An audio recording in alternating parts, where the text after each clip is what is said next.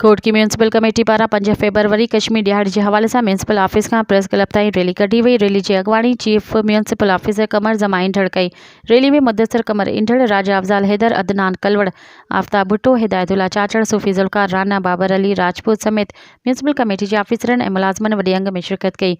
Rally में शरीक माण्हुनि जे हथ में बैनर और प्ले कार्ड हुआ जिन ते कश्मीर बनेगा पाकिस्तान, भारत मुर्दाबाद, मोदी मुर्दाबाद जा नारा लिखियल हुआ।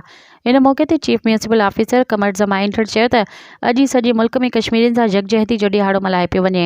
हीउ ॾींहुं मल्हाइण जो मक़सदु भारतीय फ़ौज पारां मज़लूम कश्मीरी मुसलमाननि ते थींदड़ ज़ुल्मनि जी मज़म्मत करणु आहे।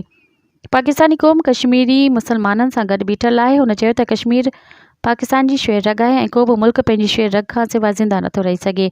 हुन चयो त कश्मीरी अवाम जी जिदोजहद खे जल्द रंग लाहींदी ऐं इहो ॾींहुं परे न आहे जॾहिं कश्मीरियुनि खे उन जो हक़ आज़ादीअ जी सूरत में मिलंदो। इन मौक़े ते चीफ म्यूनसिपल ऑफिसर कमर जमा इंदड़ म्यूनसिपल ऑफिस ते झंडो फड़कायो।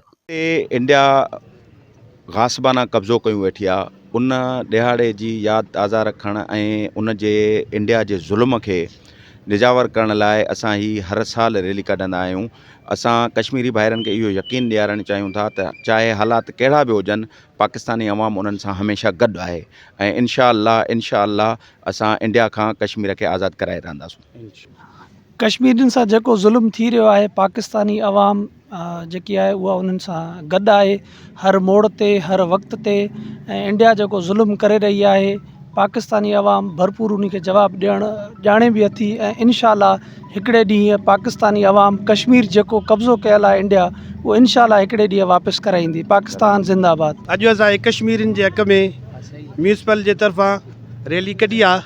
अलहमदुलिल्लाह असां हमेशह इहा रैली कढंदा रहिया आहियूं ऐं असां कश्मीरी भाइरनि सां गॾु आहियूं।